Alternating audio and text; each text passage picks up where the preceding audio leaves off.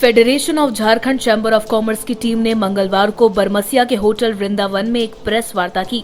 मौके पर फेडरेशन के क्षेत्र उपाध्यक्ष सह ZRUCC member Pradeep Agrawal, Saluja gold के chairman Amarjeet Singh Saluja, chamber of commerce के प्रमोद कुमार, विकास खेतान, मुकेश जलान आदि मौजूद रहे।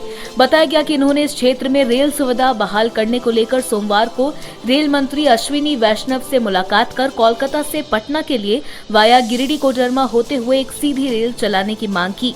इसके बाद प्रतिनिधि मंडल ने रेल मंत्री से मुलाकात करने के बाद रेल भवन में ईडी कमर्शियल देवेंद्र कुमार के साथ भी एक बैठक की।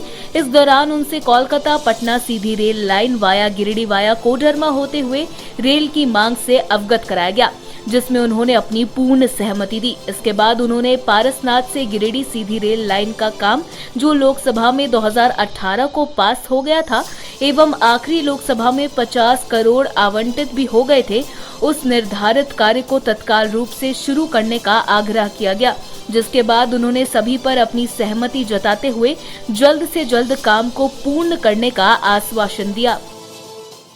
Giridih district chamber of commerce एवं federation Jharkhand chamber of commerce के तत्वाधान में हम लोग 4 सदस्यों की टीम परसों रात शाम को हम लोग यहाँ से देवघर से दिल्ली गए थे।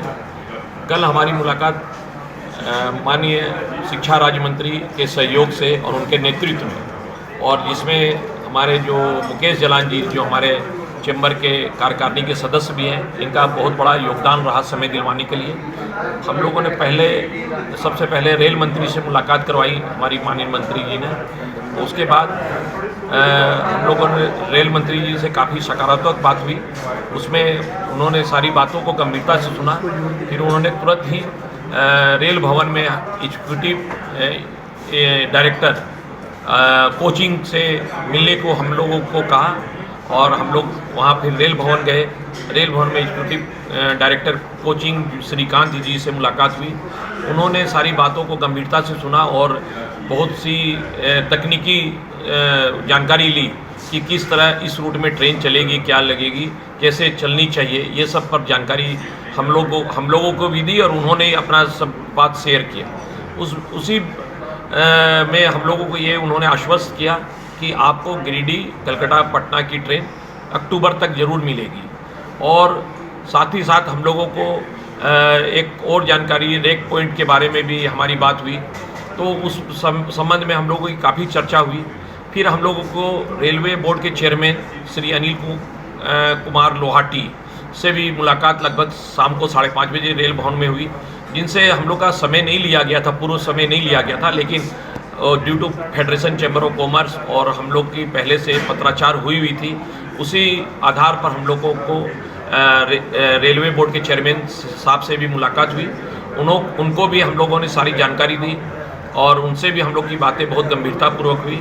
उन्होंने भी आश्वस्त किया कि आपकी जो भी असुविधाएं हैं उसको हम लोग ज़रूर कोशिश करेंगे, जितनी जल्द हो उस पर आपको कार्य दिखाई देगा। सबसे खुशी की बात क्या है कि हम लोग को बहुत सी चीज़ें जो गिरिडीह से मिलने वाली, गिरिडीह के लिए मिलने वाली है, तो उन्होंने बताया कि आपको एक दिल्ली की ट्रेन भाया गिरिडीह होते हुए मधुपुर JCD के लिए मिलेगी।